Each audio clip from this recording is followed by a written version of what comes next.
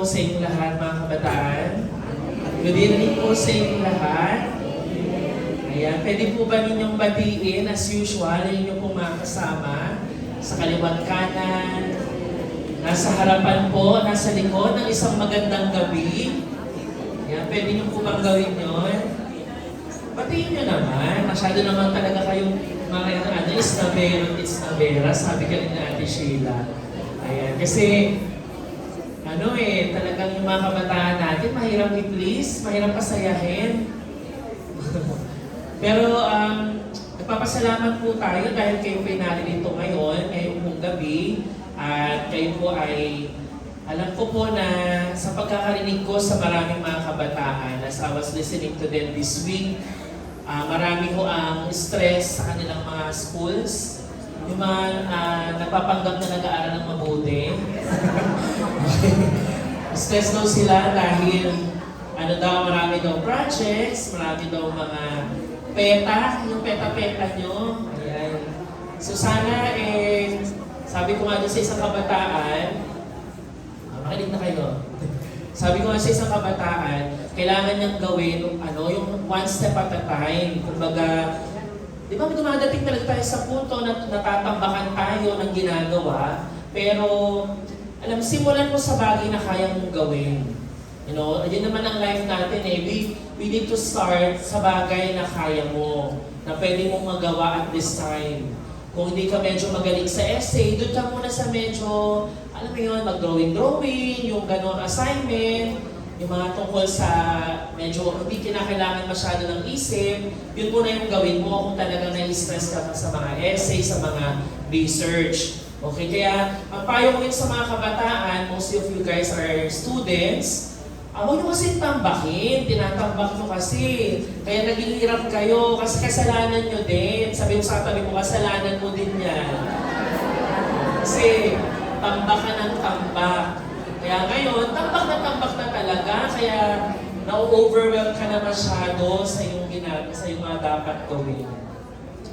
Okay guys, hindi ko na patatagalin pa dahil 6:13 na, bilis naman ang oras. Try natin matapos before 6:30 na, no? Ganun ba talaga yung oras natin? 5:30 to 6. Matagal kasi praise and worship ngayon eh. Ayan, so, salanan niyo yan, worship day. 7:15, try natin matapos by that time. Kaya bibilisan natin para hindi tayo mag-extend masyado. Ngayon pong gabi, since tonight is the first Sunday po ng month of October, of course, every bagong month, meron din tayong bagong tema. So last month, ano nga po yung tema natin? Kung naalala niyo mga kabataan? Crossway, di ba ho? Yung crossway or yung maturity sa pamamagitan ng pagkaunawa, what is the crossway? O yung way of the cross. Ayun po. And ngayon naman pong buwan po na ito, mga kapatid, gusto pong magbigay tayo ng atensyon sa maiksing panahon po na ito ng pakikinig. Ang topic po natin for this month, na kanina po sinimulan na sa ating mga parents, ay knowing God deeply or knowing God deeper. Okay? Sa ngayon naman po, ang gusto ko pong ipamagat sa inyo, knowing God more deeply, para po mas malalim talaga na pagkaalam sa Panginoon. At mahalaga po ito mga kabataan kasi marahil ang iba sa atin dito, I don't know for all of you ano yung naiisip at nararamdaman, pero marahil may ilan mo sa inyo dito ang tingin niya sa sarili niya ay okay na siya dahil matagal na siya nasa church o di kaya KFHI pa lang, nandito na siya sa iglesia. Baka akala mo alam mo na lahat kasi kabisado mo yung Bible from Genesis at kabisado mo yung mga stories in the Bible. Pero ngayong buwan na ito, gusto mo natin mas mag-mature pa sa panampalataya natin sa pamamagitan po ng pagkakilala kay Lord ng mas malalim pa. Naniniwala ba kayo mga kapatid na marami pa tayong dapat malaman kay Lord? Amen? Sino dito kilala niya si Lord? Taas na ang kamay. Yung talagang close na close sila, alam niya lahat. Tingin ko po walang isa sa atin ang may kakayahang magsabi na we know God already, like enough. Or we have already attained that level of faith na we know everything about Him. Kaya ngayon pong buwan po na ito, ang gusto nating ma-achieve is we want to achieve the maturity by knowing God more deeply. At ngayon po ay gusto natin kuyang mapag-aralan sa pamamagitan po ng scripture natin sa Ephesians chapter 1, verse 15 to 17. Amazingly, kanina hapon, yan din yung scripture. Hindi naman kami nag-usap, pero yan din yung tinuro kaninang hapon. So I'm encouraged by the Lord na we have the same message na gustong ibahagi hindi lang sa parents, kundi sa inyo din mga kabataan. So basahin po natin muna, sa English po muna. Sige po, kung kayo po ay handa kong magbasa, samahan niyo po akong magbasa ko na may kasiglahan. Sige, kung kayo nakatulog na ng hapon, siguro naman nakapag-recharge kayo for this evening service, basahin mo natin ang may kasiglahan. 1, 2, 3, go! For this reason, ever since I heard about your faith in the Lord Jesus and your love for all God's people, I have not stopped giving thanks for you, remembering you in my prayers. I keep asking that the God of our Lord Jesus Christ, the glorious Father, may give you the spirit of wisdom and revelation so that you may know Him better. Sa Tagalog po, basahin natin. Kaya nga simula nung nabalitaan ko ang pananalig mo sa Panginoon si Jesus at ang pagmamahal nyo sa lahat ng mga Christians, hindi ako tumitigil sa pagpapasalamat sa Diyos para sa inyo. Nakakalimutan ko ipag-pray. Nire-request ko sa Diyos ng Panginoon nating si Jesus Christ, ang dakilang Ama, na ibigay sa inyo ang kanyang Espiritu, siya ang magpapatalino sa inyo at ipapakita niya sa inyo kung paano makikilala ang Diyos. Amen. Sige po. Tayo po'y saglit pong yumuko and let's just ask the Lord for wisdom and His Holy Spirit to guide us po habang tayo nag-aaral.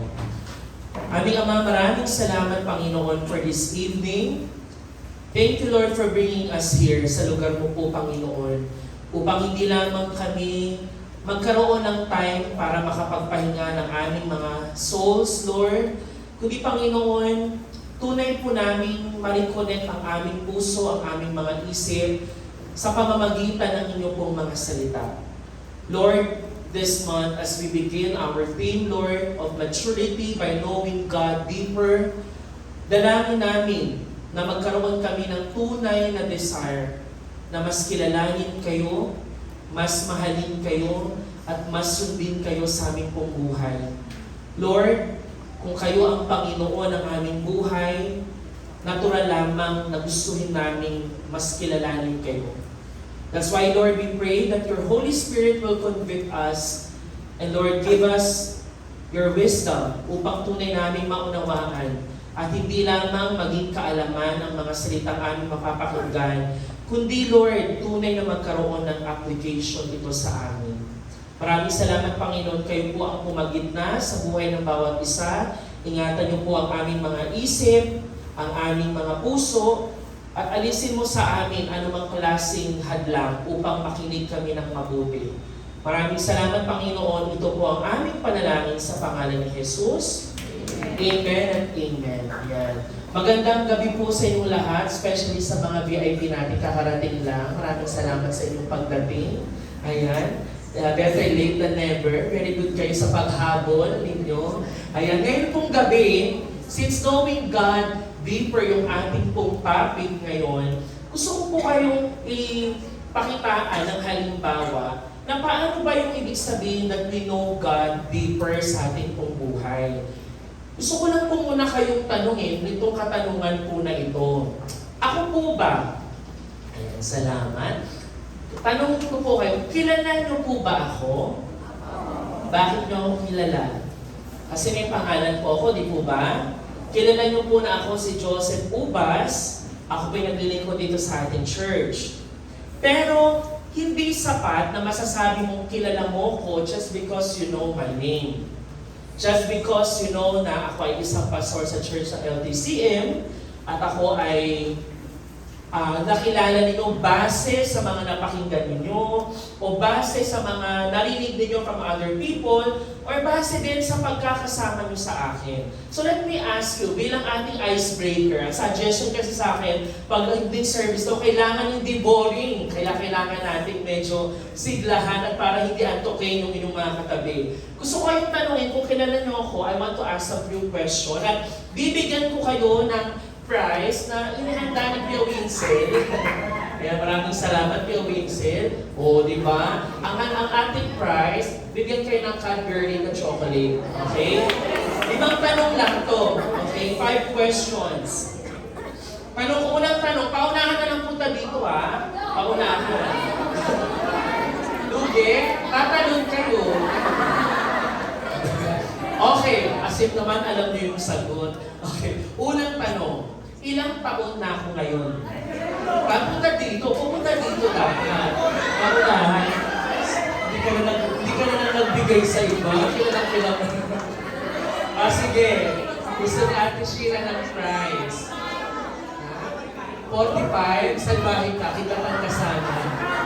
Okay, ilang taon na ako, Ate Sheila? Kung ikaw nagkamali, Ate Sheila, 31. ilang taon na? 31, tama. Okay, may prize si Ate Sheila. Ay, kiss lang. O sige, ayaw niya daw ng prize. O, next question. Ano ang paborito kong kulay? Paborito kong kulay. Hindi dito.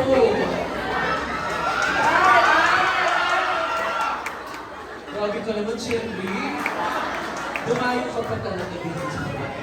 Pagbigyan mo na yung mga ate. Sige, ito na. Anong kulay favorite ko? Wow. Alright, black. Ayan. Congratulations. Next question. O ito, medyo, pag di nyo ako talaga nakausap o hindi nyo ako kilala, hindi nyo ito matasagot. Saan ang aking, dalawa to ha, saan ang aking birthplace at kailan ako pinanganak? Yan. Saan ang birthplace ko at sa kailan ang aking birthday? Okay. Hila, Coachy. Madali hila ka mo. Sa buwan daw po, December 6. Okay, sige, very good. Thank you, Bohoj. Tapos na. Sabi ko na ano yan, Joshua? Bohoj, saka December 6, 1992. Okay. Ito next. Ito. Ilan pa ba ito? Okay. Anong year ako nagpunta ng Korea? Anong year? Gabi na, hello! Parang di ko alam. Anong year? Anong year? Anong year? Punta kayo dito, tamad-tamad doon. Anong year? Pumunta ka nga dito, Intay. Okay lang yan. Anong year din? Tama, 2010. Okay, last one. Last na to. Ito last na to. Worth dalawa to. Worth 2 chocolates. Kasi baka i-share nyo na lang para mabilis mamaya. Oras tayo tapos. Sumunod, last na question. Ano ang aking life verse? Mabilis ko na sinishare yan, hindi nyo pa rin alam. Ano ang aking life verse? O ano kaya?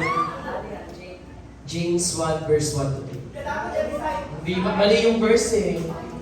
Mali yung verse. Okay. So, okay lang guys. Ito sa'yo to. Tama yung first part. Mali yung verse. Tama yung chapter, mali yung verse. James chapter 1. Sino gusto mag-guess? Verse. Tingnan nyo naman yung Bible nyo kasi. Verse. Walang mag-guess. Sa mga grade 7. Sorry mga grade 7. Ano? Verse. Balato. Verse. Ano? Verse. Ano? Tama. Verse 2 to 4. Ayan. So, sinatanong ko po yun sa inyo guys kasi, tama na, relax na ulit. Tinatanong ko po sa inyo yun, hindi para kilalanin nyo ako, but for you to realize that in order for you to know someone, you need to spend time you need to put effort in knowing that person. Iba yung kilala mo lang si Kuya Joseph, si Pastor Joseph, kaysa sa kilala mo si Sep, kilala mo si Pango, kilala mo si... Ano pa tawag pa sa akin? Pogi? Alam niyo, iba yung ganon. Iba yung level ng kilala. Kasi kilala si Kuya Rex, pag kisama niya ako, iba yung Pastor Joseph sa kilala ni Kuya Rex na si Kuya Noy Noy Pogi. Yan. Iba yun. Iba yung ganong klaseng tatuhan. Ibig ko magsabihin mga kabataan, ganon din kay Lord. Kung gusto natin makilala si Lord pa, hindi sapat na kilala mo lang siya bilang si Jesus na Diyos mo at tagapagligtas. Iba yung taong kilala siya bilang, si Lord, siya yung creator ng whole universe, sa pagkakilala mo sa Kanya, na siya yung manggagamot na nagpagaling sa'yo nung ikaw ay nagkasakit. Iba din yung sinasabi mo lang na, Lord, He is my greatest, He is the one who comforts me, He is the comforter, pero hindi mo, iba din yung kilala mo siya dahil siya yung Diyos na nag-comfort sa'yo nung panahon na ikaw ay nabibigatan, ikaw ay nalulungkot. What I mean by that? Realidad ho ng buhay natin bilang mga manampalataya, na ang nature natin po, we have the sinful nature, the enemy, sabi nga ng 2 Corinthians chapter 4, verse 4, wala dyan sa PPT, that the God of this world, si Satan, ang ginawa niya, has blinded the eyes of the people. Para saan? Hindi mo tunay na makilala si Lord. Alam niyo po, tayo mga manampalataya dito sa Pilipinas lalo, we have this great risk na kala natin, kilala natin si Lord kasi we are living in this so-called Christian country. Akala natin kilala mo si Lord kasi lahat naman, we all know, all Filipinos know Jesus. Kaya nga sa Pilipinas, napakadaling mag-evangelize eh. Kasi pag sinabi mo, kilala mo si Jesus, kilala ko yun, nagpipray ka, nagpipray ako. Nagpipray ako bago maligo, di ba? Bago ka magbuhos nagsasign of the cross ka pa. Pag dumaan ka sa simbahan, nagsasign of the cross ka. Kasi akala mo kilala mo si Lord just because of the tradition na natanggap mo, dahil kinalakihan mo na doon, or marahil may ilan sa inyo dito, ang nanay at tatay ko kasi umaate ng church, kaya nung nagulat ako, pinati na rin ako ng church. Kaya mga kapatid, let us remember this, that as we come to know God, our desire to know Him more deeply grows. And along with the longing to become more like Him. Ginugusto natin na sa paglipas ng panahon mga kapatid, ginugusto natin na, Lord, gusto ko pong mas makilala pa kita. Kaya di ba sabi sa isang awitin, sabi mo, take me deeper, deeper in love with you, Panginoon. Yun yung panalangin ng Christian araw-araw na, Lord, yung karanasan ko sa iyo last month, dapat, Lord, this month, iba din yung karanasan ko sa iyo. Yung karanasan ko sa inyo, Panginoon, yung pagkakilala ko sa inyo last year, 2023, should be different from this year, 2024. At yung pagkakilala ko dapat sa iyo, Lord, sa susunod na taon ng 2025, should be in another deeper level. Kasi po, sabi nga ng professor ko sa school, habang tinuturuan kami ng theology classes, kasi po may tendency when you study the Bible, akala mo alam mo lahat. Kaya marami nagba-Bible school, yung mayabang, lumalaki ang ulo, nakakalimutang lumapit sa tunay na Diyos. Dumadami yung alam sa Biblia, pero kumipitid yung pagkakilala sa Panginoong Jesus. Kaya tandaan natin, napakadelikado po sa isang Christian na masabi niyang mayroon siyang perfect faith. And that when you think of yourself, na ikaw, you have already arrived. Yun lang sinasabi ng prof namin eh.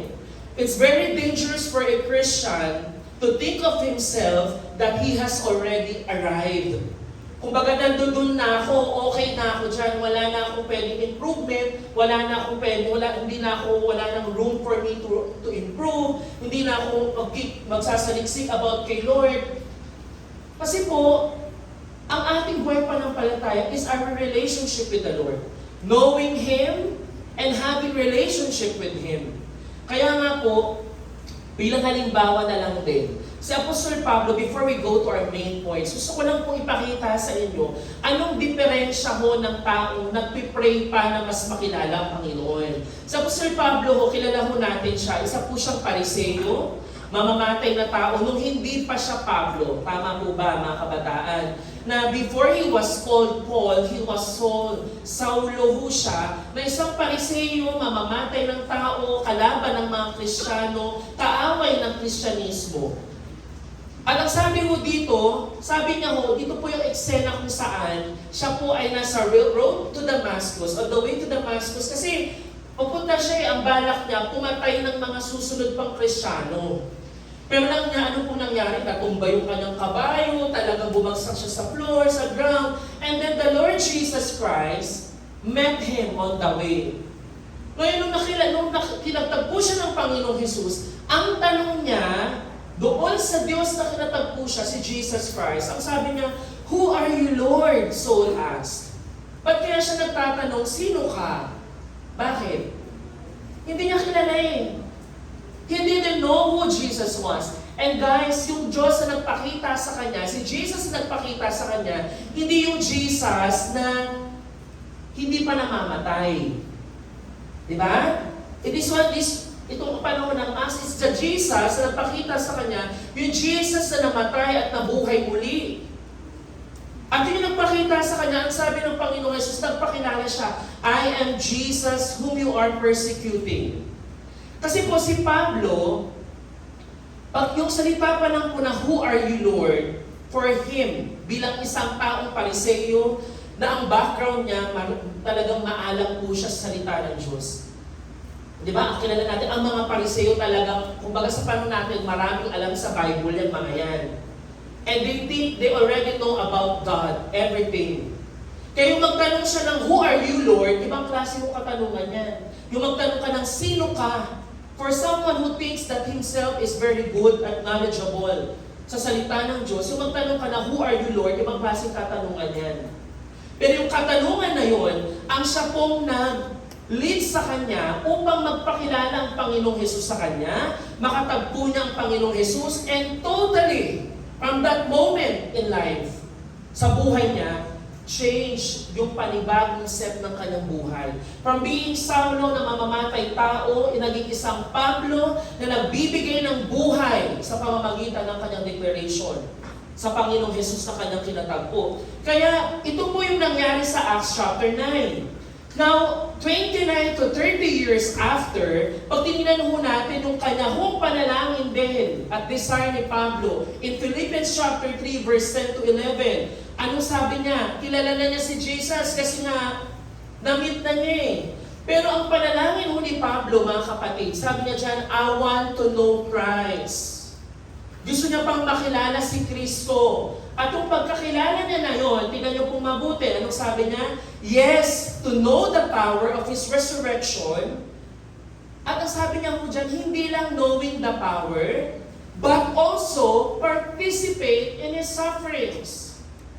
Iba po yung alam mo lang, yung tinatawag nating head knowledge. Sabihin mo nga, head knowledge. Yeah. Iba yung nandito lang, sa pinapanalangin mo na, "Lord, gusto kong maranasan yung naranasan mo rin, Panginoong Jesus." Kaya nga ho, babalikan ulit natin yung topic natin last month, na when you say that the Lord Jesus Christ is your Lord, you also participate in the suffering. Hindi na nangangahulugan yung intentionally choose the suffering kahit na si Lord binibigyan ka ng maginawang buhay, but know that in your life, kasama doon yung suffering. At hindi siya isang bagay na tinatakasan. Kaya ang sabi niya pa dyan, "Becoming like Him in His death." Maging katulad mo ako, Panginoon. And so, somehow, attaining to the resurrection from the dead. Kaya nakita niyo yung puso ni Pablo, hindi lang po sa Philippians, even in the other Pauline epistles, si Apostol Pablo, sa kabila ng kanyang pagiging marunong, pinagsabihin na natin, pinaka-best pastor ng panahon na yan.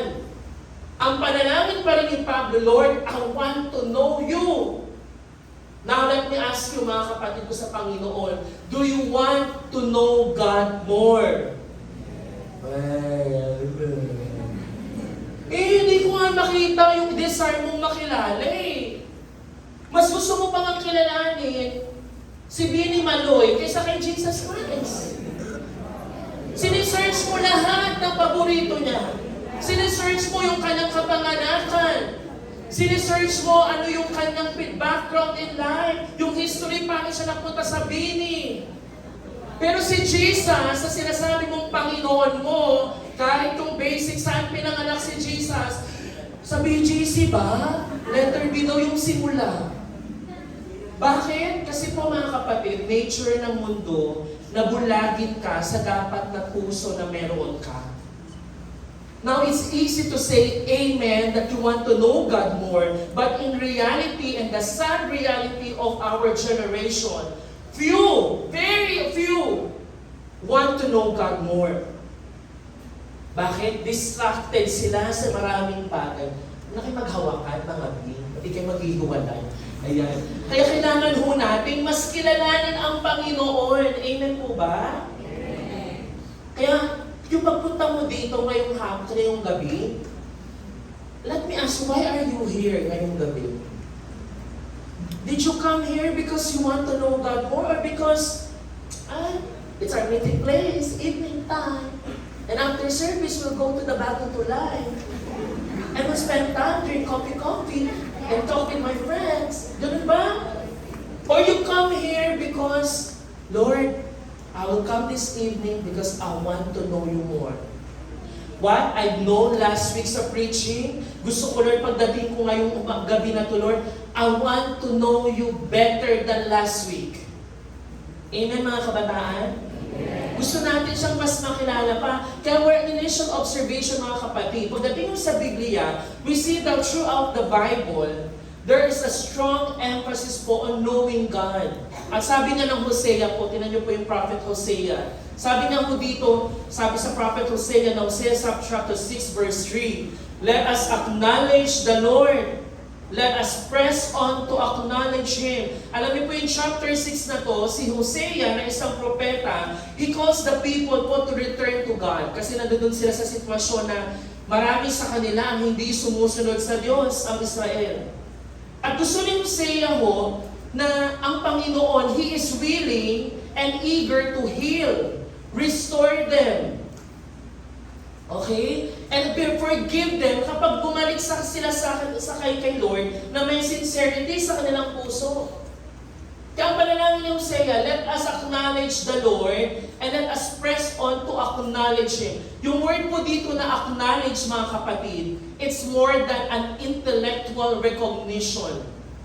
Alam niyo, intellectual recognition, more than sa kilala mo lang siya na, yes, you exist, Lord. More than that, ibig sabihin mo nung gusto mo ng talagang karanasan. Yung magkaroon ng intimate relationship with Him. Mga kabataan, wala akong mata ng Diyos para makita ang puso mo ngayon.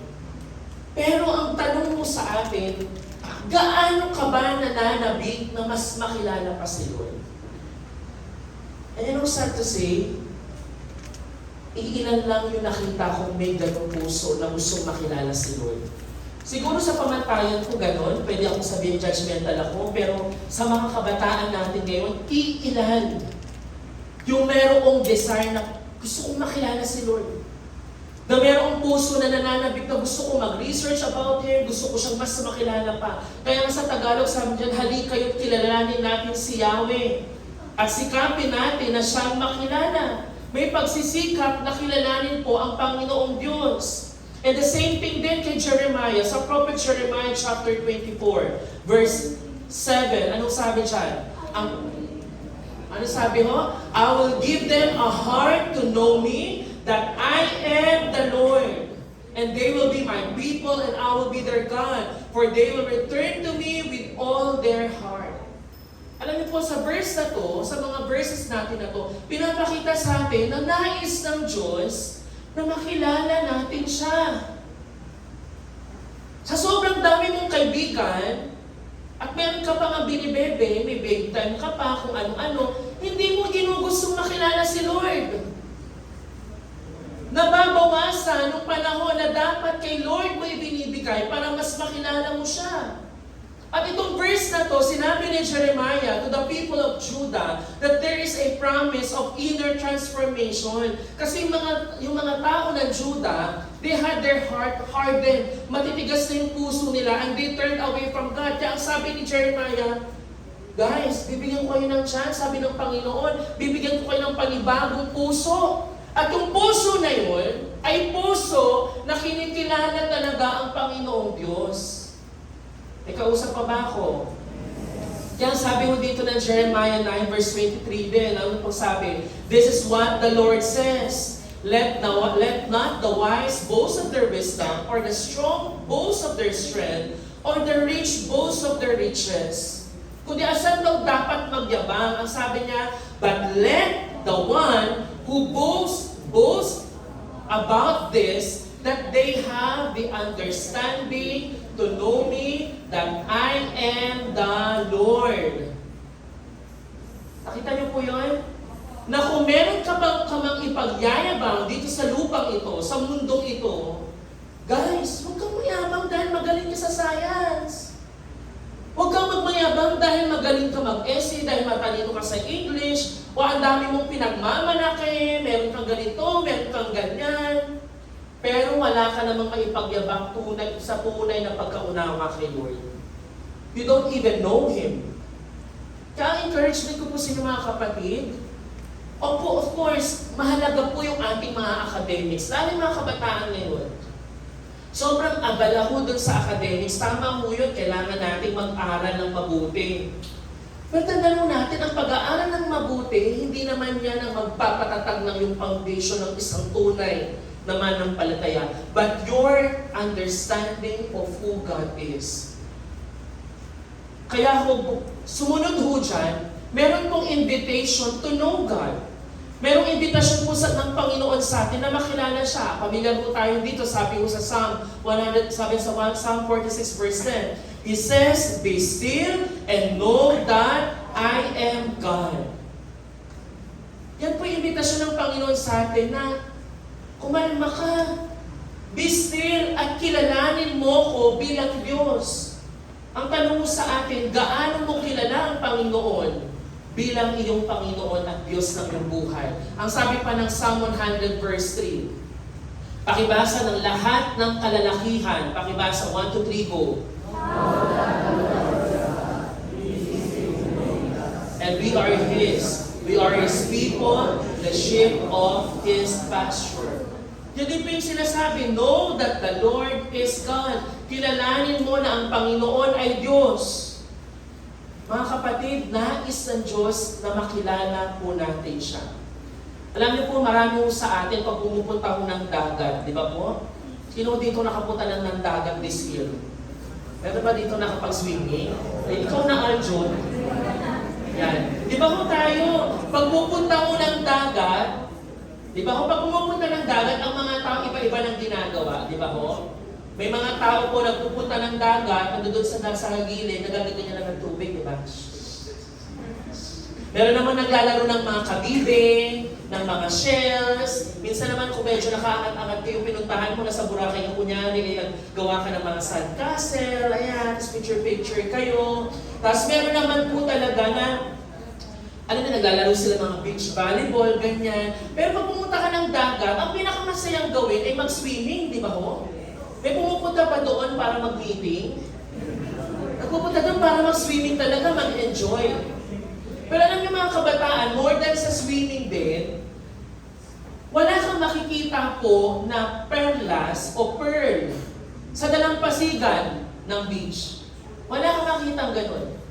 For you to get a pearl, halimbawa sa Pilipinas, gusto mong kumuha ng talagang yung mother pearl ng Pilipinas, ang dapat gawin ng isang tao, sisirin niya ang dagat para makakuha ng perlas.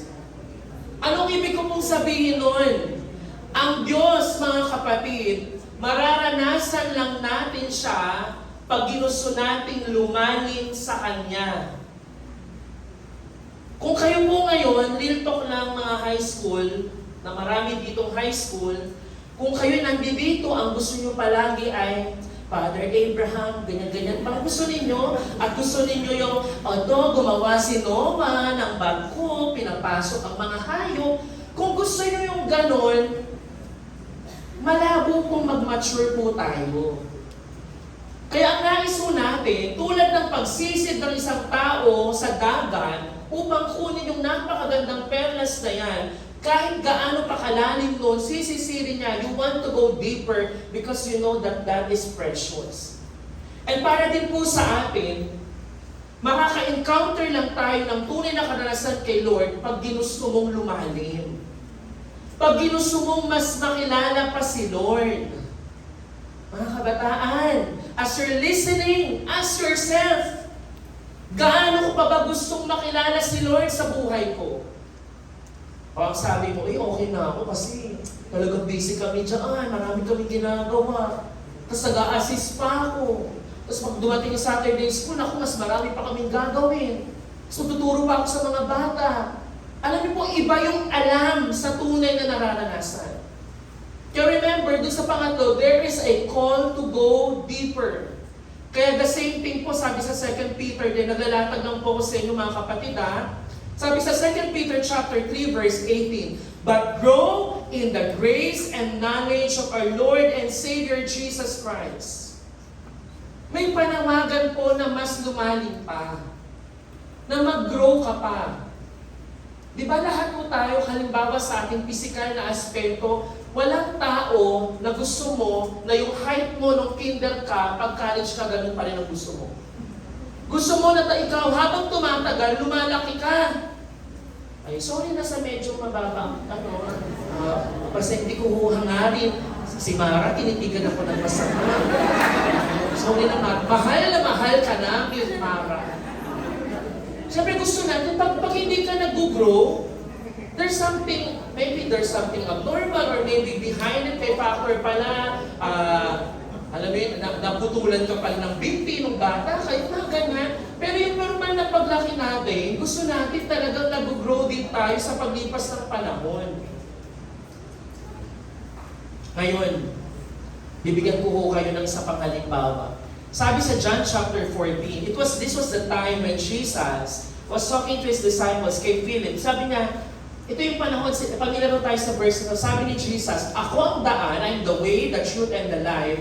No one comes to the Father except through me. And take note of the word know here. Yung alam. If you really know me, anong sabi ni Jesus? You will know my Father as well. From now on, you do know Him and have seen Him. Alam niyo po, panahon na yan, yung mga kapag-claim lang na ako ang daan, katotohanan at buhay, si Jesus lang yan. Ibang klaseng tao kapag kinlaim mo na I am the way, the truth, and the life. Pero ito pong si Philip, ano sabi niya ngayon? Sabi kasi ngayon ng Panginoong Jesus, kung kilala mo ko, kilala mo na rin ang ating amang nasa langit. Naintindihan niyo yun? Kasi si Jesus, He is the revelation of our God the Father. Kumbaga siya ang pagpapakilala ng Diyos Ama in a form of a human, si Jesus Christ. Kaya sabi mo ni Philip dito, Lord, show us the Father and that will be enough for us. Ang sagot ng Panginoong Jesus. Jesus answered, don't you know me, Philip? Philip, ang tagal-tagal na nating magkasama. Hindi mo pa rin ako kilala. Sabi niya dyan, anyone who has seen me has seen the Father. Ano sabi mo dyan? How can you say, show us the Father? Sabi ni Jesus, paano mo sasabihin na ipakita yung Ama? Ako na to. And ano pang sabi ng Panginoong Jesus sa John chapter 1? Sabi ng Panginoong Jesus dito, in the beginning was the Word, and the Word was with God, and the Word was God. Fast forward sa verse 14, anong sabi niya? The Word became flesh. Sino yung nag-became flesh na yun? Si Jesus. And made His dwelling among us. Pakitabi yung mga cellphone, kung hindi nyo kailangan. It's distracting you. We have seen His glory, the glory of the one and only Son. Anong sabi dyan? Who came from the Father full of grace and truth. Anong pagpapakilala pa ng Panginoon? No one has ever seen God. Wala pa nakita sa Diyos, but the one and only Son. Ito very clear na sinabi. Who is Himself God and is in closest relationship with the Father has made Him known. Ibig sabihin po, ang Panginoon, though He is God, He made Himself known to us. Kumbaga yung imposible na paano mo makikilala ang Diyos, Diyos yan. Pero ang Panginoon, dahil gusto niya na magkaroon kayo ng relasyon sa isa't isa, He made Himself known. Naintindihan niyo po? Nasusundan niyo? Na yung Diyos na to, binuksan niya yung sarili na, ito ako. Kasama niyo ako, this is me. Kaya sabi niya, He has made Him known. Kaya kung pag binigyan natin ng definition yung salitang know, that is a translation po of the Greek word po na ginosko. Sabihin mo nga, ginosko. Ibig sabihin mo ng salitang ginosko, kahit hindi ginosko kayo talaga. Ginosko, pag sinerch mo sa Google yan, ganyan din sasabihin sa'yo. Yung ginosko po is to know God. Yung knowing na yun, it means to have knowledge of God and to have a relationship with Him. Pagkakilala sa Kanya, dito may alam ka sa Bible, Genesis to Revelation, nag-aaral kayo sa discipleship, you have small groups, you have Bible studies, and you have these services, may dawn watch, nakikilala mo siya. Maraming knowledge. Pumapasok sa isip mo. Pero yung ginos ko guys, yung know dyan, it's more than knowing by head knowledge. But it means, ano sabi? An experiential knowing. And not simply an intellectual understanding of facts about God. Hindi yung kilala mo lang siya na, oo, nag-aral kasi kami, alam ko yan. Kumpara dun sa taong kilala si Lord, he knows God by experience. Sabihin mo nga, experience. Now, let me ask you ulit mga kapatid. Gaanong beses mo na ba naranasan si Lord? At naranasan mo pa rin ba siya hanggang ngayon? Do you experience the Lord? Or you have stopped because wala kang desire? Kaya take note of that word, experiential. Alam niyo po recently, I thank the Lord kasi yung prayer request ko na, Lord, sana matuto na ako mag-drive, nagagawa ko na. Alam niyo po, pag simula kayong mag-drive, hindi naman ako malakpak. Halin ka bagay. Yung pag nag-drive ka pala, parang nangangati yung kamay mo at paa. Gusto mong gumala, kakadrive. Saan kayo pupunta din? Ikot tayo sa ganyan. Para lang maramdaman mo na, I'm improving. Pero guys, alam nyo, habang ako po ay nasisimulang mag-drive ngayon, iba yung alam mo kung ano yung drive. Alam mo yung kaliwa, kanan. Alam mo yung abante, atras. Alam mo yung paano ng paparking. Iba siya kumpara sa doon ka na sa driver's seat and you're driving the car. Ibig sabihin, mas natutunan mo, you know driving better when you drive more. Tama? Mas magiging marunong ka sa pagmamaneho kung lagi mo siyang nararanasan. Kaya ngayon, masasabi ko, I am improving kasi nakaraan, from Pampanga to Manila, nakapag-drive ako. From Manila to Pampanga, from ganito to Bicol, marami na sa aking experience. Pero ang sabi ko, hindi pwedeng hanggang doon lang. Kailangan ko maranasang sumuong sa mga maliliit na eskinita kasi doon pa ako kabado eh. Feel ko gagasgas yung gilid ng kotse. Ano ibig sabihin? Ganun din po sabi. Para makilala mo pa, sino si Lord, si Jesus sa buhay mo, kailangan mo siyang maranasan pa. At madalas ang pagre-reveal ni Lord sa kanyang sarili sa ating buhay ay kapag nakaranas tayo ng tunay na karanasan na kasama mo siya. Kaya first point pa lang. Mabilis lang ito, kayo mag-alala. First point, anong sabi dyan? We can know God deeper through the spirit of wisdom and revelation. Balikan ko yung verse natin kanina. Ang sabi niya dyan, idinadalangin ko sa Diyos, sa ating Panginoong Kristo, ang maluwalhating Ama, na pagkalooban niya kayo, ano sabi sa English, ng spirit of wisdom and revelation, so that, pakibasa ng mabilang malakas, you may know Him better. Ang panalangin mo ni Pablo, wala akong panalangin sa inyo guys, sabi ni Pablo, na ang panalangin ko, bigyan kayo ng spirito, ng karunungan, ng katalinuhan mula kay Lord, at yung kapahayagan tungkol sa Diyos para mas lubusan nyo siyang makilala.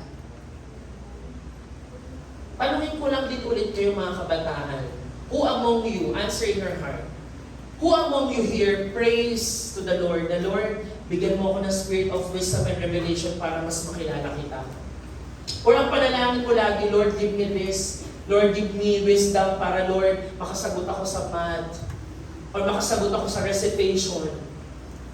Who among you here in your prayer time still ask the Lord, Lord, give me the spirit of wisdom and revelation. Kasi guys, if we're going to give the definition of this, yung spirit of wisdom, it refers to the practical understanding kung paano mo may papamuhay yung katotohanan ng salita ng Diyos sa buhay mo.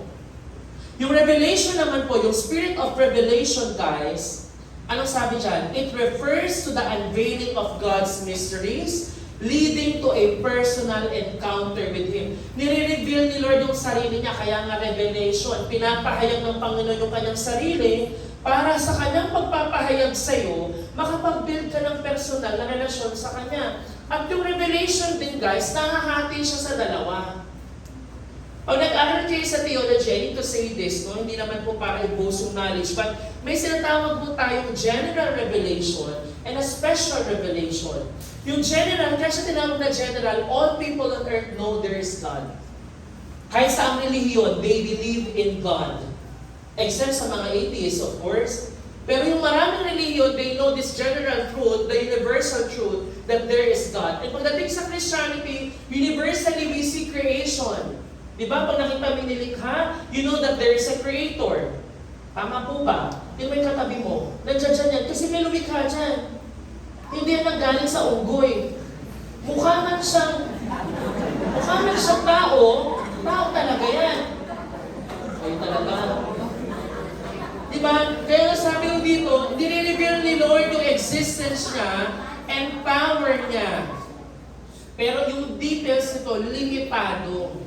Limited in detail. Pero pagdating mo ng special revelation, ito po yung sinasabi ko sa inyo, na pag special revelation talagang personal, intimate, na si Lord nangungusap sa'yo.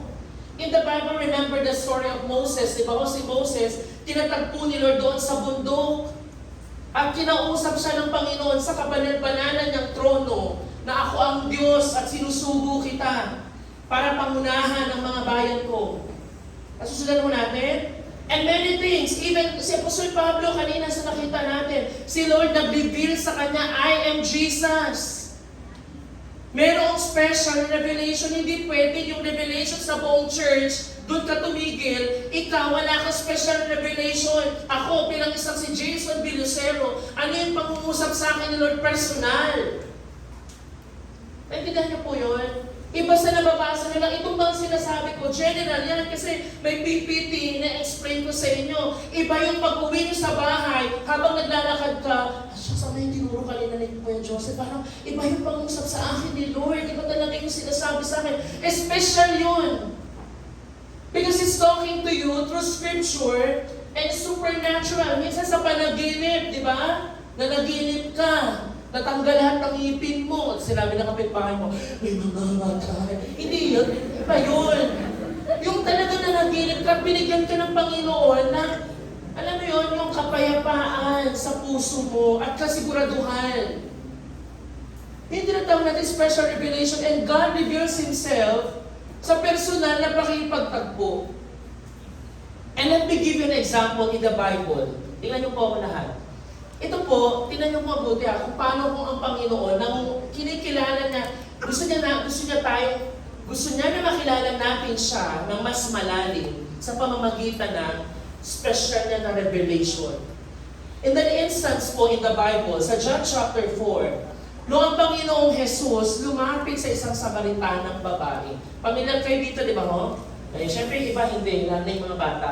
Sabi dyan, when a Samaritan woman came to draw water, Jesus said to her, ito sa kainitan ng araw, ang Panginoong Jesus ay pinili na pumunta doon sa lugar ng lugar na to, na may mga Samaritans. And then, may Samaritana doon, at hiningian ni Jesus na, pwede mo ba akong bigyan ng inumin? Pero sabi mo ng Samaritana, as we know, sabi ng Samaritan woman said to him, Jew ka, ikaw ay Hudyo, ako isang Samaritana, paano ka hihingi sa akin ng tubig? Bawal nga tayong mag-usap. Bawal tayong mag-associate with each other. Bawal din na yung pinag-inuman ko, iinuman mo din. Kasi talagang illegal sa kanila yon, in their culture, magkaaway sila. Ngayon, pag tinignan ho natin, pagdating ng verse 10, lalaktawan ko lang po, sabi ko dito, Jesus answered, if you knew the gift of God and who it is that asks you for a drink, you would have asked Him and He would have given you living water. Kasi yung conversation nila, dumating sa punto ng Panginoong Jesus, ang inaalok niya, hindi yung tubig na literal na tubig. Hindi yung kanyang sinasabi. Ang sinasabi niya, ako, maging interesado ka sa akin. Ngayon, tinanong natin. Sabi mo ng babae, di ba nangihingi si Jesus? Ang sabi ng babae, Sir, anong tawag niya doon kay Jesus? Sir, take note of the word. Ang pagkakilala niya una kay Lord Jesus, Sir, or Ginoo. Hindi, make sense of ano ba yan, relasyon? Wala. Kumbaga sa atin, Kuya, diba? O, Manong, Ale, ganon. Sabi niya, Sir, the woman said, you have nothing to draw. Wala ka ng pangsalok eh. And yung balon, napakalalim. Where can you get this living water? Tanong mo ng Panginoong, ng naninong babae. Ang sabi niya pa, mas madakila ka ba kaysa sa aming ninuno na si Jacob? Na binigyan kami nitong balon na to, at binigyan kami, at talagang uminom dito sa ano na to, at yung kanyang mga anak, at yung kanyang mga livestock. Ngayon ang sabi ng Panginoong Jesus, Jesus answered, everyone who drinks this water will be thirsty again. Ang sabi niya, itong tubig na iniinom nyo, makukuha pa rin kayo kahit anong inom nyo dito. Pero, but whoever drinks the water I give them will never thirst. Indeed, the water I give them will become in them a spring of water welling up to eternal life. Ngayon, sumunod tayo, tinanong natin ha. Sabi niya ulit, the woman said, naging interesado ngayon yung babae ulit eh. Sir, give me this water so that I won't get thirsty and have to keep coming here, Lord, para hindi na ako magpaulit-ulit dito. Ngayon, anong sabi? Nag-iba po yung usapan pagdating ng verse 16. Ang sabi niya, He told her, go, call your husband and come back. Iba na yung usapan. Biglang pinasok ni Jesus, tatawagin mo yung asawa mo at bumalik ka dito. At si Jesus yung nagsimula na ng level of knowing each other na mas malalim. Kasi, anong sabi mo dito ngayon? I have no husband, sabi ng babae. She replied, Jesus said to her, tama ka. Wala kang asawa kasi yung asawa mo, 5 na asawa mo. At yung kasama mo ngayon, hindi mo totoong asawa niyan. Ngayon, sa experience ng babaeng ito, mas lumalim ang kanyang pagkilala kay Jesus. Ano sabi ng babae? Sir, the woman said. Ulit, sabi niya, I can see that you are, ano sabi niya? Propeta, you are a prophet. Panahon mo ngayon, ibang klase pag sinabihan ka ng prophet.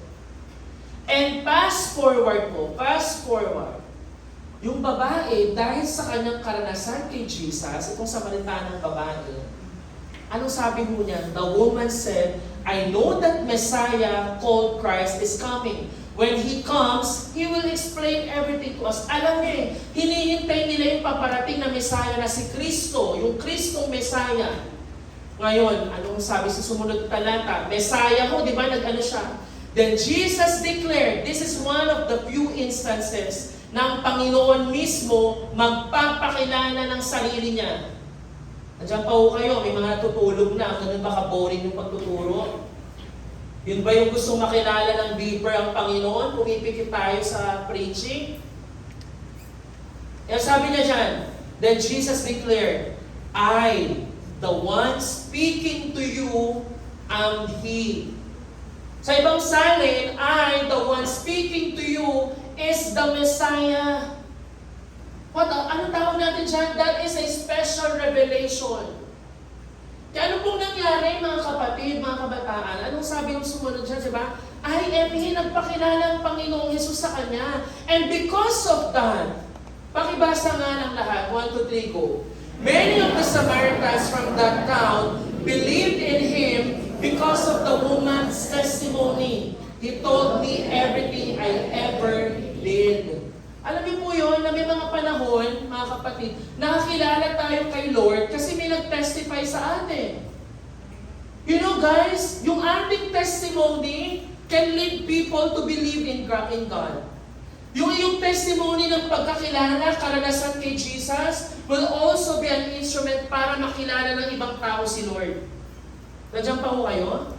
Nasusundan mo ninyo kung saan tayo papunta? Kaya sabi niya dyan, so when the Samaritans came to him, they urged him to stay with them. Nagstay pa si Jesus sa kanila ng 2 araw. And ito po maganda. Dahil sa pagkakilala ng isang babae, take note mga kababaihan, hindi ka lang babae.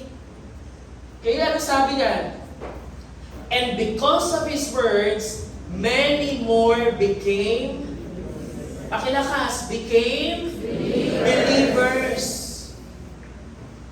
Sa pagkakilala ng isang Samaritana at revelation ng Panginoong Hesus sa kanya, she knew Jesus better, and the testimony of this woman experiencing the Lord Jesus led for many more believers.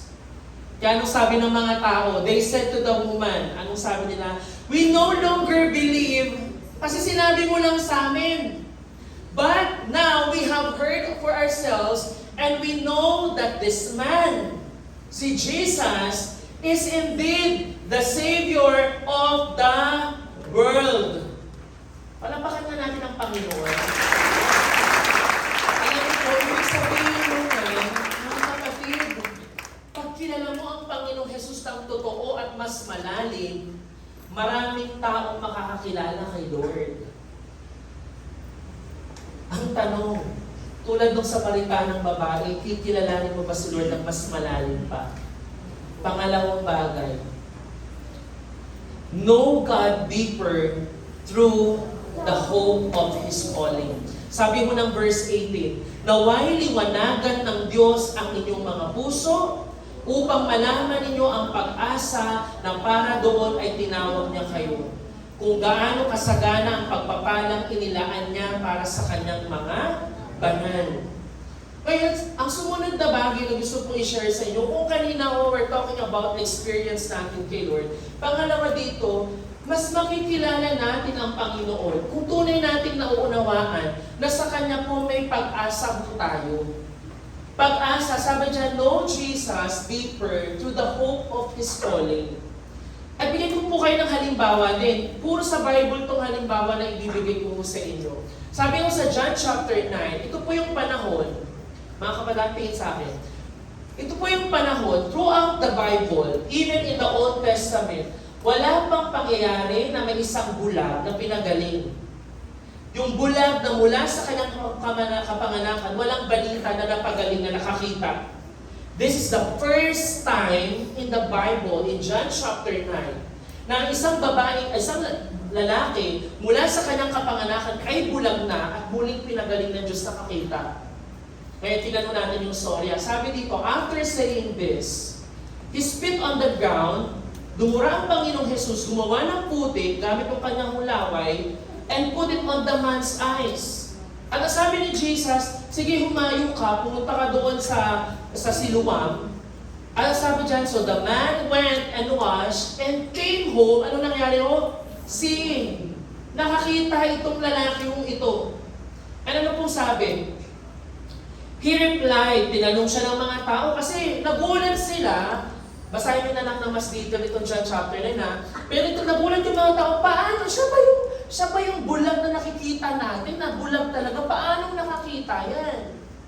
So nagpainto itong lalaki na sabi niya, he replied, the man they call Jesus. Anong pagkakilala niya ulit itong bulag kay Jesus? The man.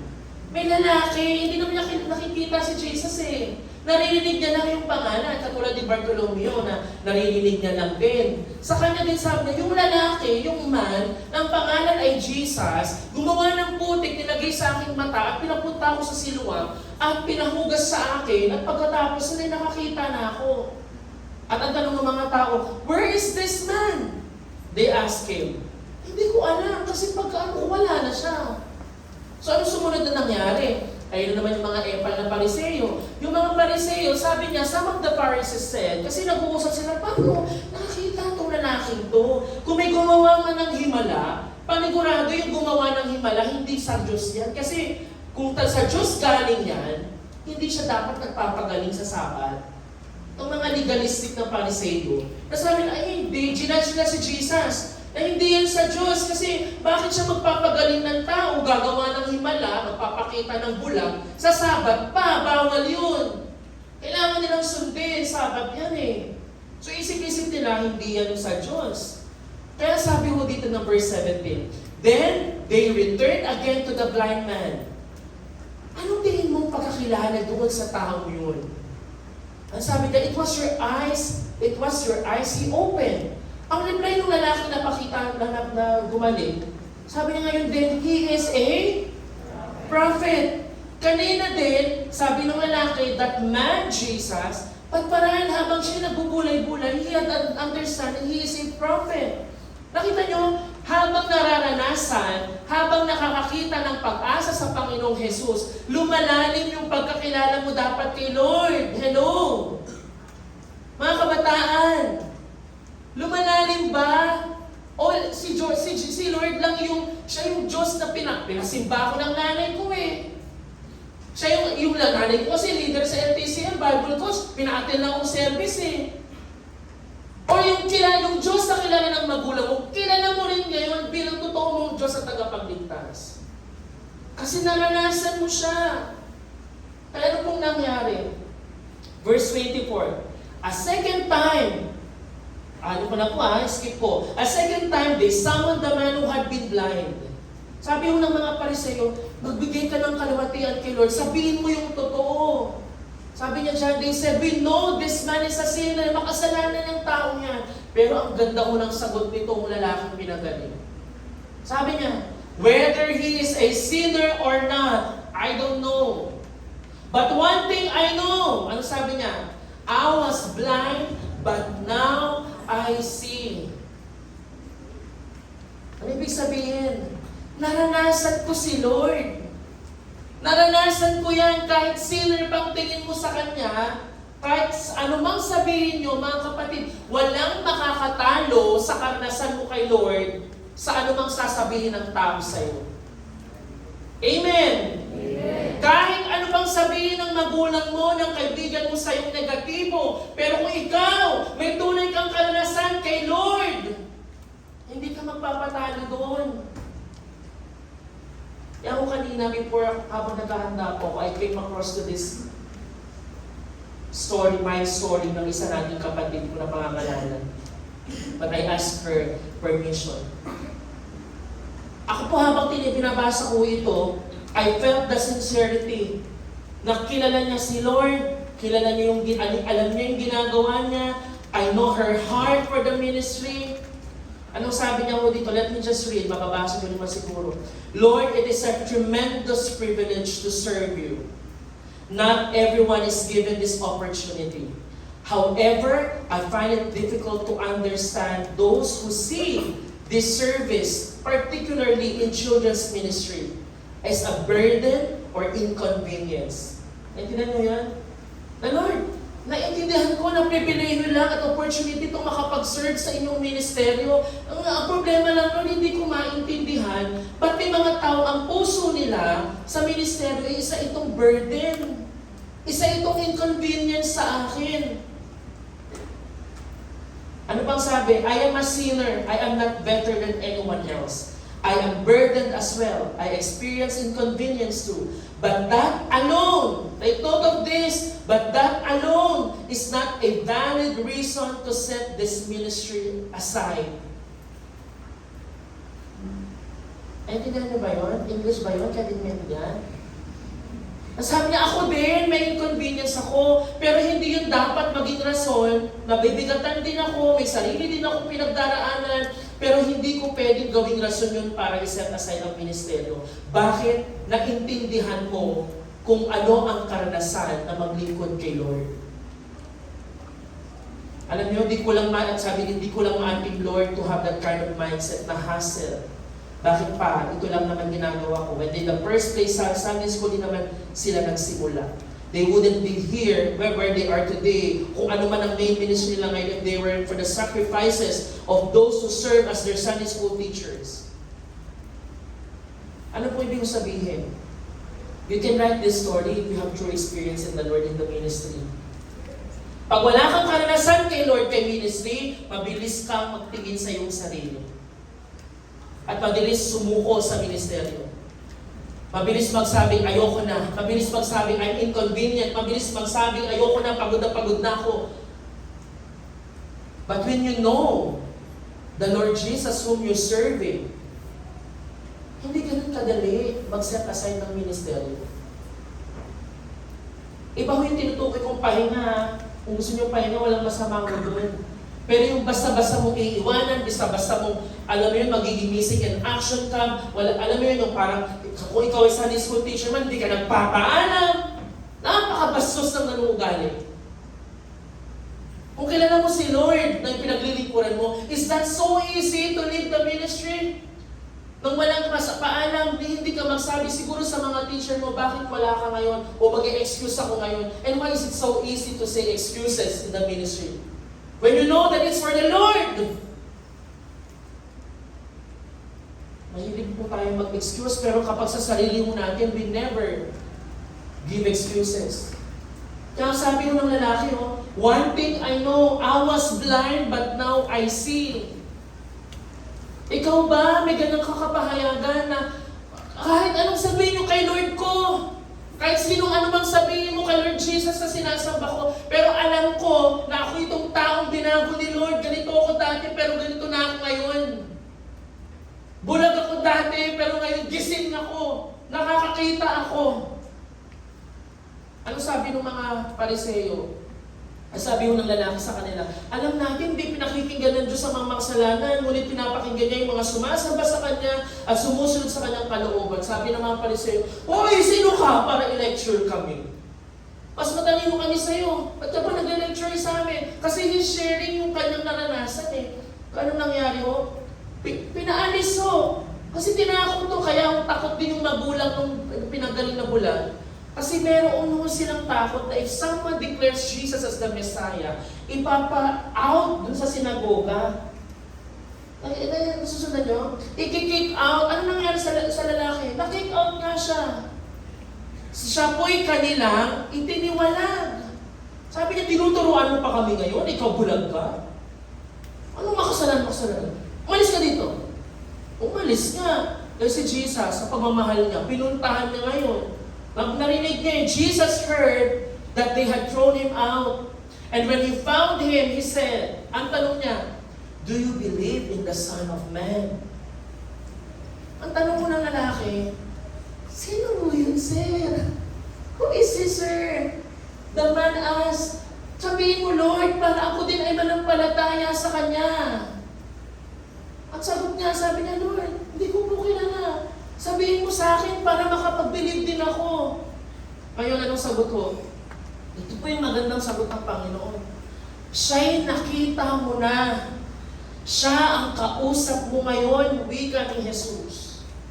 And because of that knowledge about Jesus, kanyang kausap na itong Jesus na to nagpagaling sa akin, that this Jesus made me see. I was blind, but now I see because of Him. Ang kanya hong nag-respond, sumasampalataya ko, Panginoon, sinasamba kita, Lord Jesus.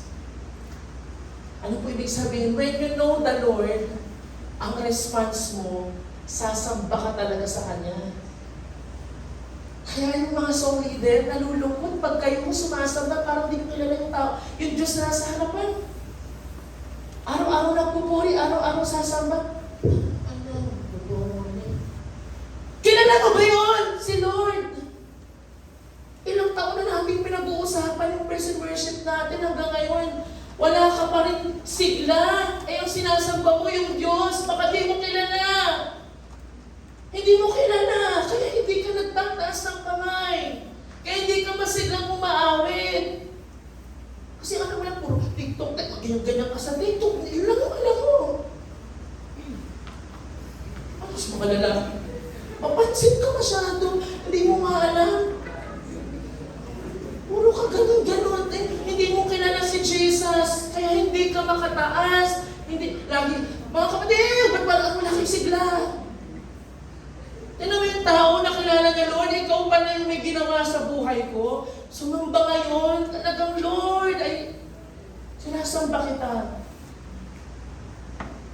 Alam, naiinis kasi ako pag ganyan, yung, ang galing-galing sa mga sayawan, pero pag kay Lord, hiyang-hiya ka. Akala mo nakakabawas na kagandahan at kagwapuhan ng pagpalakpak mo para sa Panginoon. Yung ginagawa natin as you clap your hand, as you lift your hand to the Lord, it's your declaration that this Lord that I am singing, para sa Kanya to, at dakilang Diyos siya. Amen mga kapatid? Huwag ka nang bakit gumanon ka din. Bakit gumanon, gaganon ka din. Ba't di mo kaya unahan? Mauna ka, baka kami ang sumunod. Kasi yun eh, pag kilala mo, kaya nga sabi dito may 3 level, yung kilala mo lang, alam mo yung facts about God, may knowledge ka, pero hindi ka nagpa-progress ng personal. Pangalawa, pwede yung sabing level mo na you know God personally. May experiential knowing and intellectual understanding of God. And knowing God intimately. Yung pumapasok ka talaga na mayroon kang intimate na relasyon sa Kanya.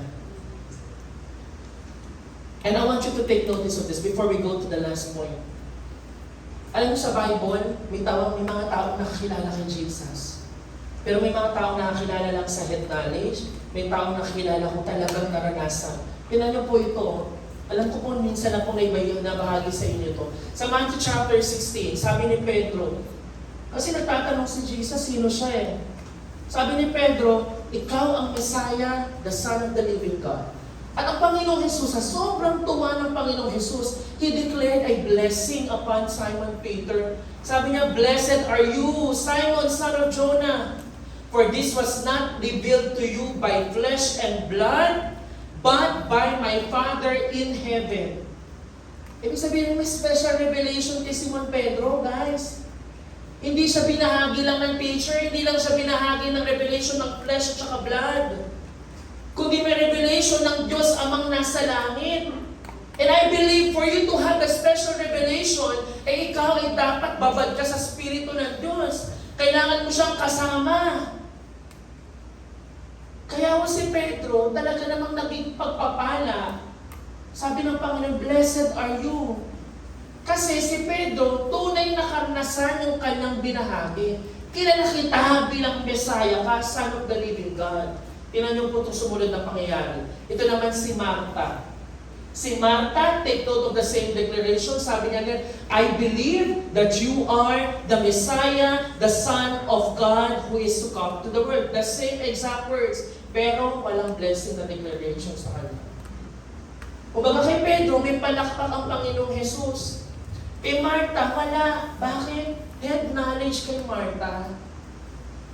Hindi si Martha Baron, ha? Tinititigan si Martha Baron.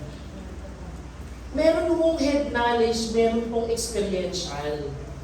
Kaya mahalaga po mga kapatid, tulad ng ating mga pinakinggan na mga taong ito na naranasan ng Panginoong Jesus, ganun din po tayo. And lastly, we need to know God deeper through the understanding of His power. Kilala natin yung kapangyarihan, naunawaan mo, lalalim ka kay Lord, pag alam mo yung kapangyarihan na meron siya, na nasa iyo din. Ano sabi ng verse 19 and 20? And His incomparably great power for us who believe. That power is the same as the mighty strength He exerted when He raised Christ from the dead and seated Him at His right hand in the heavenly realms. Si Pablo, in-emphasize niya po dyan, yung resurrection power, na yung same power na nag-raise kay Jesus from the dead is available for us also, sa ating mga believers. Ano ibig sabihin mo nun? Yung kapangyarihan na nagbuhay sa Panginoong Jesus, nasa sa atin. Kaya pinapahintulot nito na tayo rin po ay makapamuhay po ng may katagumpayan. Na-overcome natin yung sin. Yes, sin is always there every day. Meron po tayong kasalanan na nagagawa. Pero kaya mo natin paglabanan. Yung takot, maging yung kaaway. And knowing God deeper means recognizing and walking in this power. Kaya nga babalikan ko po yung panalangin mo ni Pablo sa Filipos. I want to know Christ. At yung knowing po dito para kay Pablo, it meant experiencing the power of His resurrection. And even mag-share doon sa suffering na yan. Kumbaga sabi niya, lahat ng bagay, wala nang kabuluhan sa akin. Mahirapan man ako, mabigatan man ako, mamatay man ako, ang mahalaga gusto kong makilala si Kristo. Hello mga kabataan, nandiyan ba tayo? Nandun po ba tayo sa puso natin na Lord, ano mang mangyari, gugustuhin ko na makilala pa kita ng mas malalim. Kaya nga po, sabi nga dito ni Pablo din sa 2 Corinthians, dito na ho tayo magtatapos.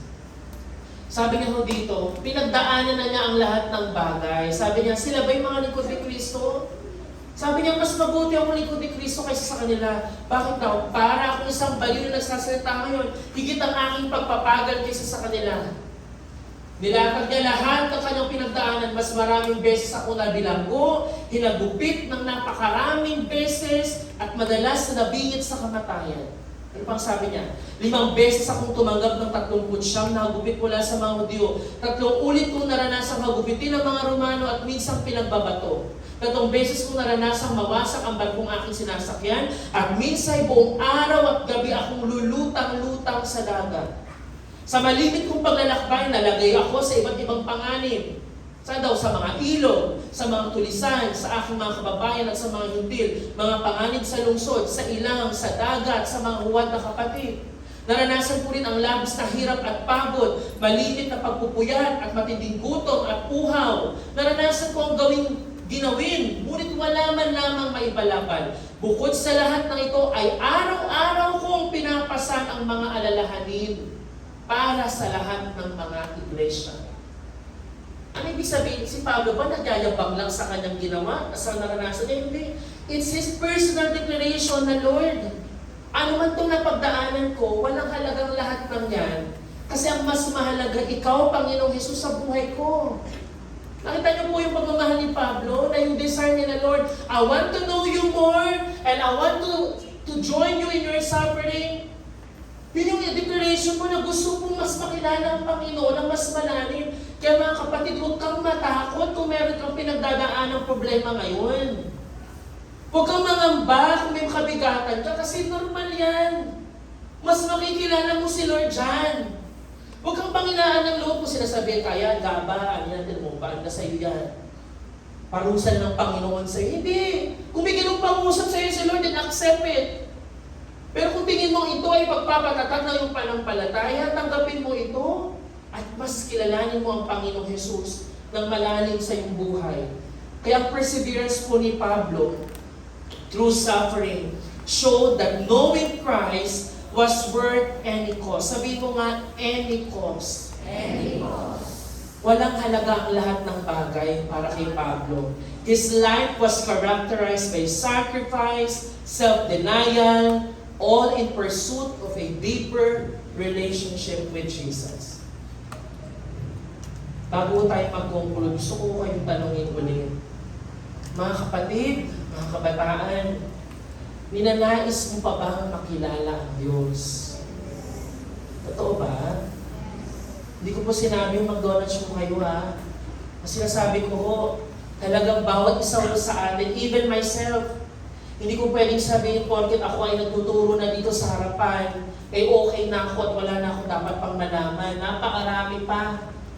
Tulad nga ng sinasabi natin lagi, habang ikaw, ang Diyos parang isang napakalaking bundok. Na kapag malayo ka sa Kanya, tingin mo yung bundok, ganyan lang siya kakatiting. Kaliit. Pero habang lumalaki ka, lumalaki yung bundok, lumalaki ang Diyos, at nakikita mo, ganito pala ako kaliit sa harapan ng Diyos. Wala pa na akong maipagyayabang kay Lord. At napakalaki pa pala ng dapat mong malaman tungkol sa Kanya. Naintindihan niyo mga kabataan? Kaya habang tumatagal tayo, mas lang tayo nagde-desire ngayon na, Lord, mas kilalanin pa kita. Yung katabi mo nga, di ba hindi mo pa masyadong kilala yan? Paano pa kaya si Lord na hindi mo nakikita? Na isang eternal God. How can an eternal God will make Himself known? Pero that is the grace of God, that impossible thing, He has shown Himself to make it possible para posibleng makilala mo ang Diyos. Imposible makilala si Lord eh. Diyos yan eh, eternal God. Hindi tayo eternal beings na kayang-kaya siya. Pero ang Panginoon, sabi niya, He's making Himself known. Binigyan ka ng Bible para kilalanin mo siya. Binigyan ka ng connection sa Diyos sa pamamagitan ng panalangin para habang nagpipray ka, Lord, kilala na kita. Kaya nga diba sabi sa isang awitin, kanina na tayo, because of who you are, I give you glory. Alam niyo nga tayo? Na yung lahat ay declaration, Jehovah Jireh, my provider, Jehovah Nissi, Lord, you reign in victory, Jehovah Shalom, my Prince of Peace, and I worship you because of who you are. Do you worship the Lord because of who He is? Or do you worship Him because He's giving you something? Sinasamba mo ba siya dahil may binigay sa'yo? Mayroong pagpapala? O sinasamba mo siya dahil kilala mo siya kung sino siyang Diyos sa buhay mo? Sa ating yung pagtatapos, we desire not only for an academic knowledge of theology about God, although that is necessary in the process of knowing God. Rather, we pray for a personal, experiential knowledge of God Himself through Jesus Christ, who is the only way to know the Father. Pwede po ba tayong tumayo? Pwede ba natin awitin yung Take Me Deeper?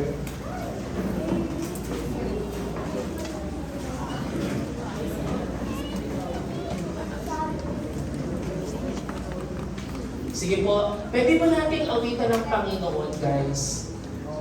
Bago tayo magkaloob ng ating mga offering, paumahin nyo po is 7:30 muna. Pero mahirap po magpaiksi ng mensahe na lang. Sa oras na ito mga kabataan, gusto ko lamang po kayong imbitahan tulad ng sinasabi sa Biblia na there is an invitation for all of us to know God. And not just to know Him, but to know Him deeper. At pag nakilala natin si Lord na mas malalim pa, mas magkakaroon tayo ng desire na mas ibigin si Lord. Alam niyo po how good it is na ang Panginoon, siya yung unang lumapit sa atin. Hindi tulad ng ibang relihiyon na kailangan ang tao ang unang lumapit para matuwa si Lord. But the grace and the love of our God, He came to us first to love us. And tayo din as response ng ating knowledge about Him being our God and Savior, we also want to love Him back. At yun din po yung ating panalangin sa paglipas ng panahon, mga kabataan. Hindi ka lang lumalaki. Yung pag tinignan mo, laki-laki mo na. Pero isip, bata ka pa din. Yung ang laki-laki mo na, pero naglalaro ka pa rin kay Lord. Ang tagal-tagal mo na sa ministeryo. Ang tagal mo na sa church, pero pag sinabi ng ibang tao, tagal na dito, ganun pa din. Baka wala na tayong desire na ganun, mga kabataan, mga kapatid. Na Lord, I want to know you more, and I want to love you deeper, Lord. Kaya bago tayo mag-offering kay Lord, sa pag-awit ho natin ito, awitin mo na ito, pwede po ba natin awitan sa Lord ng buong puso at gawin natin panalangin ito, mga kapatid, sa Panginoon. Na nagsasabing, take me deeper in love with you, Lord Jesus. Hallelujah, Lord. Mangusap kayo. Lord, have a special revelation to all of us taas ngayong gabi. Salamat, Panginoon. Hallelujah, Lord God. Let us sing to the Lord. There is a longing only you can feel, a raging tempest only you can still. My soul is thirsty, Lord, to know you as I know. Drink from the river that flows before your throne. Sunrise to sunrise, sunrise to sunrise, I will sing your praise. Drawn by the Spirit to the promise of your grace. My heart has found in you a hope that will abide. Here in your presence, forever satisfied. Let's make this our prayer. Take me deeper, deeper in love with you. Jesus, hold me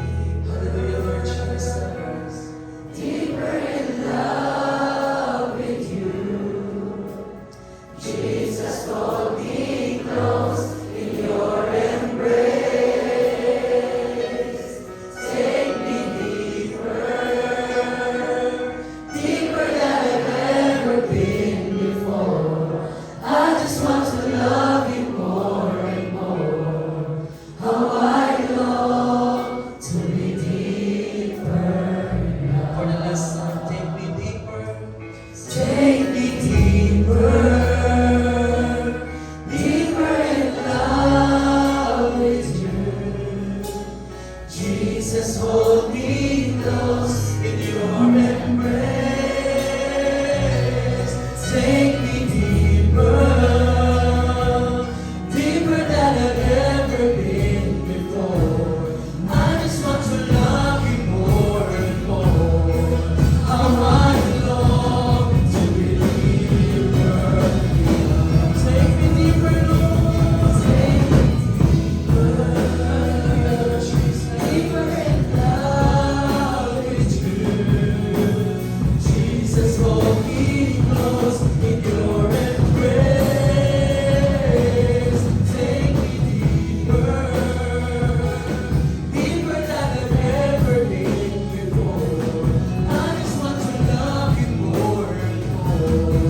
How I long to be deeper in love. How I long to be deeper in love. How I long to be deeper in Salamat, Panginoon. Hallelujah, Jesus. Salamat, Panginoon.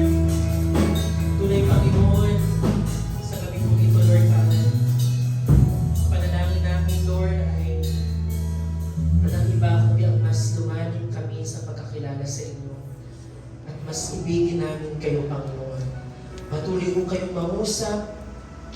Patuloy kayo, Lord, magbibilang yung sarili sa amin. Hindi kami uuwi, Lord, na hindi kami nagkakaroon ng panibagong pangusap sa inyo. Salamat, Panginoon. Ito po ang aming panalangin sa pangalan ni Jesus. Amen.